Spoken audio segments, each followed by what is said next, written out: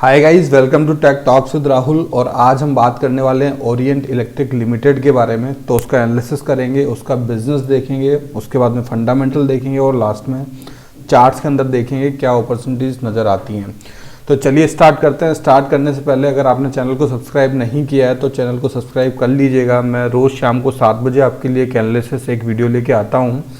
कल भी मैंने सिम्फनी और रिलैक्सो 2 वीडियो का एनालिसिस किया था। और अगर आप चाहें तो मेरी प्लेलिस्ट में जाके बहुत सारे एनालिसिस मैंने किए हैं, तो आप जाके उनको भी एक्सप्लोर कर सकते हैं, उनको भी जाके देख सकते हैं। तो चलिए स्टार्ट करते हैं। तो सबसे पहले स्क्रीन के ऊपर चलते हैं। यहाँ पे सबसे पहले बिजनेस देखेंगे। तो बिजनेस के अंदर आई होप कि आपने ओरिएंट इलेक्ट्रिक का नाम सुना होगा। ओरिएंट के पंखे बेसिकली आपने देखे होंगे। मेरे घर में अभी भी काफ़ी पुराने पंखे लगे हुए हैं, तकरीबन 20-20, 25-25 साल पहले के, और अभी तक काम कर रहे हैं, राइट। तो क्वालिटी के रिगार्डिंग तो बिल्कुल भी कोई डाउट है ही नहीं इस कंपनी के बारे में। एक ट्रस्टेबल कंपनी है, काफ़ी एग्रेसिव तरीके से अब काम कर रही है। पहले एक ऐसा माना जाता था कि इतने इनोवेटिव नहीं है ओरिएंट इलेक्ट्रिक, लेकिन अब बिल्कुल ऐसा नहीं है। बिल्कुल ये इनोवेटिव तरीके से एग्रेसिवली सारी चीज़ों में काम कर रही है। वाइड रेंज ऑफ वैरायटीज़ अब इसने जो है, बहुत अच्छे ऑप्शंस हैं अवेलेबल इसके अंदर, बहुत सारी रेंजेस अभी अवेलेबल हैं। तो प्रोडक्ट्स के अंदर देखें तो यहाँ पे देखिए फैंस वगैरह ये बनाती हैं, होम अप्लायंसेस, कूलर्स वगैरह ये बनाती हैं, और काफ़ी किफ़ायती प्रोडक्ट्स भी होते हैं इनके। स्विचेस वगैरह ये बनाती हैं, स्विच गियर्स वगैरह, लाइटिंग अप्लायंसेस, फैन, तो ये सारी चीज़ें ये बनाती हैं और काफ़ी अच्छा बिजनेस भी कर रही है अभी, और काफ़ी अच्छे इनोवेटिव तरीके से भी काम कर रहे हैं। स्मार्ट अप्लायंसेस भी इनके आए हैं। तो एक अच्छी कंपनी है, एक ट्रस्टेबल कंपनी है, बहुत पुरानी कंपनी है। तो उसके अंदर तो कोई डाउट है नहीं। सीके बिरला ग्रुप की कंपनी है, एक बड़ा ग्रुप है एक। तो इनको फंडिंग वगैरह ऐसी भी कोई तरह की प्रॉब्लम है नहीं, अच्छा सपोर्ट है इनके पास में। तो बिज़नेस के लिहाज से कोई भी इसमें प्रॉब्लम की बात नहीं है। तो अब चलते हैं और देखते हैं इसके फंडामेंटल्स के ऊपर। तो अभी कुछ ही दिनों पहले, इसके तकरीबन 1 वीक पहले इसके रिजल्ट्स आए हैं अभी ओरिएंट इलेक्ट्रिक के। तो चलिए देखते हैं क्या है। मार्केट कैप के अंदर 6195, तकरीबन 6200 करोड़ की कंपनी है। करंट वैल्यू 292 है। और आरओसी देखिए, अमेजिंग आरओसी 35.4। मैं प्रीफर करता हूँ 20 के ऊपर, लेकिन यहाँ पे 35.4 है, that is more than enough. उसके बाद में चलते हैं प्रोमोटर होल्डिंग के बारे में। तो यहाँ पे प्रोमोटर होल्डिंग कम है, 38.5 है। सेबी के गाइडलाइन के हिसाब से 75 मैक्सिमम होती है। तो उसके अंदर भी देखेंगे क्या ये स्ट्रॉन्ग हैंड्स के अंदर है, एफआईआई और डीआईएस के अंदर ज़्यादा होल्डिंग है या पब्लिक के पास में है। तो वो नीचे जाके हम देखेंगे। प्लेस परसेंटेज भी कुछ है इनका, तकरीबन 9-8.5%, जो कि डेट के अंदर डेट टू इक्विटी भी, और डेट टू इक्विटी भी, यहाँ पर डेट भी कंपनी के ऊपर थोड़ा बहुत है। तो चलिए इन सब के बारे में नीचे डिटेल में बात करें। डिविडेंड भी ठीक ठाक कंपनी देती है। तो चलिए चलते हैं इसके जो पीयर कंपेरिजन्स के अंदर सबसे अच्छा आरओसी इसने मेंटेन किया है। उसके बाद में वर्लपूल का आता है। तो इसके अंदर तो कोई भी डाउट वाली बात है ही नहीं। उसके अलावा अगर क्वार्टरली रिजल्ट्स के अंदर चलें तो देखिए, लाइफ टाइम हाई के रिजल्ट्स दिए हैं अभी मार्च 2021 के अंदर, और ये एक बहुत अच्छी बात है। मैं हमेशा जो लाइफ टाइम रिजल्ट्स होते हैं, इसको मैं हमेशा काफ़ी अच्छी एक टर्न अराउंड स्टोरी में मानता हूँ हमेशा किसी भी शेयर्स के लिए।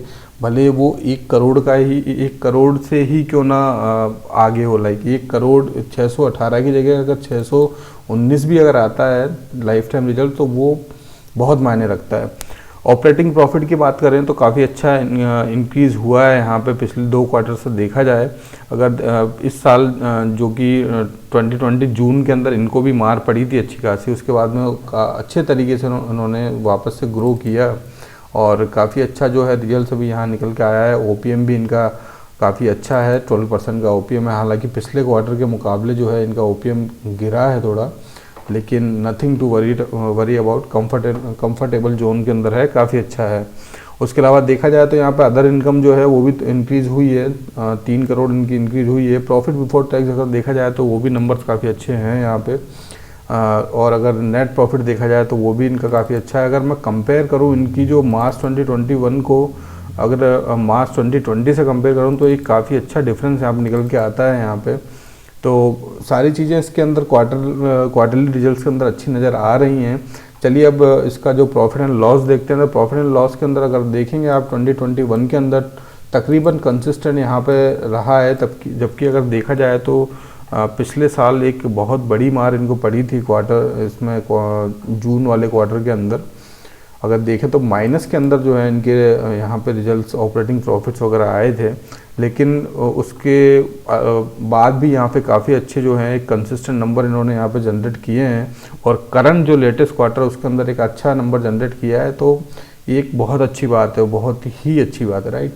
ऑपरेटिंग प्रॉफिट की बात करूँ तो अच्छा खासा यहाँ पे निकल के आता है compare to previous year. OPM यहाँ पे प्रीवियस ईयर से 2% इंक्रीज़ हुआ है, अदर इनकम भी यहाँ पे इंक्रीज़ हुई है, इंटरेस्ट यहाँ पे कम हुआ है अगर आप देखेंगे यहाँ पे, अच्छी बात है। प्रॉफिट बिफोर टैक्स अच्छा नंबर आया है यहाँ पे, और नेट प्रॉफिट के अंदर भी देखा जाए तो अच्छा खासा गेन यहाँ पे निकल के आता है, राइट। लगभग 50% का गेन यहाँ पे निकल के आता है, 50%, जो कि काफ़ी अच्छा नंबर है। डिविडेंड भी कंपनी ने अच्छा खासा दिया है, सारी चीज़ें बेहतरीन नज़र आ रही है। यहाँ पे बैलेंस शीट के अंदर देखें तो बैलेंस शीट के अंदर भी रिजर्व्स काफ़ी अच्छे इन्होंने जो है रिजर्व्स अपने इंक्रीज़ किए हैं यहाँ पे 338 से लगा के 444। और देखिए कंसिस्टेंट है कंपनी, अगर यहाँ पे देखें आप कंसिस्टेंटली ये सारी चीज़ें ग्रो कर रही है कंपनी, एक फंडामेंटल अपने काफ़ी अच्छे स्ट्रॉन्ग कर रही है।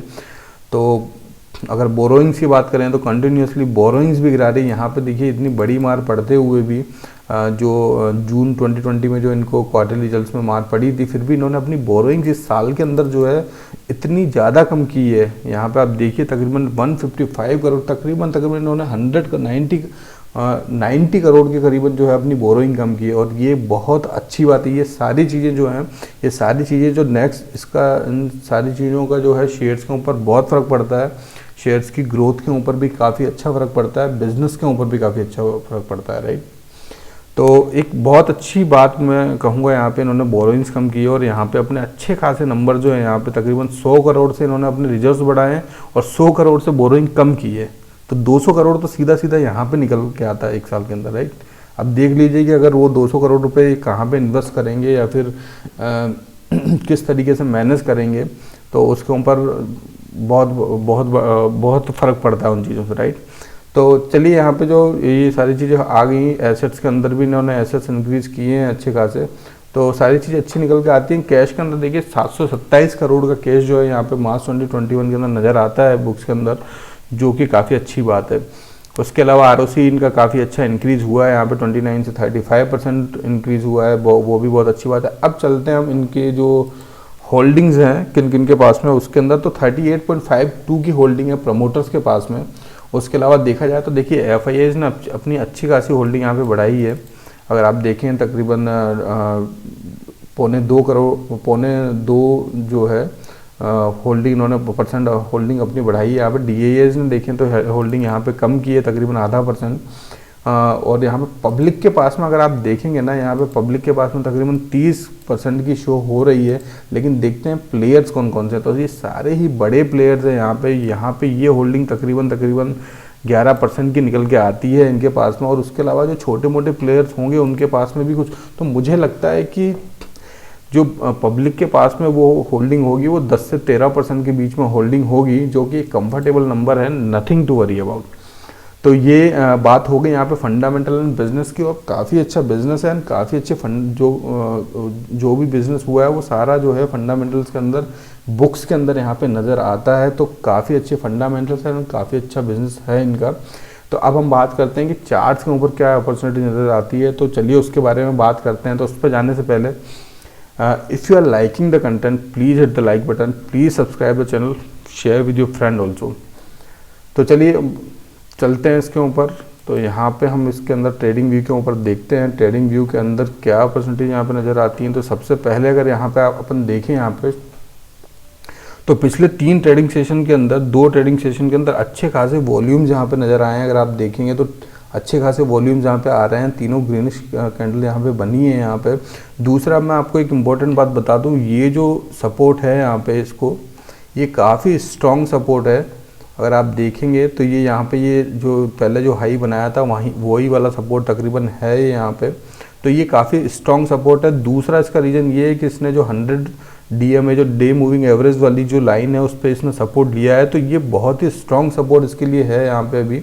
और इस सपोर्ट को ब्रेक करना बहुत ही बहुत भारी बात है, राइट।